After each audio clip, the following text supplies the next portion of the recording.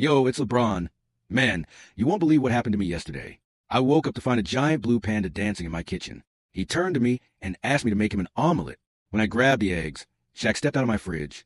Shaq said, "Relax, LeBron, just getting ice cream for the panda." I walked out back and saw a curry surfing in a pool of jelly. He yelled, "LeBron, jump in, this is insane." Next thing I knew, we got sucked into an old school video game. I fought pixel dragons with just a basketball. Then I crashed on my couch. The panda gave me a thumbs up. I got to sleep earlier.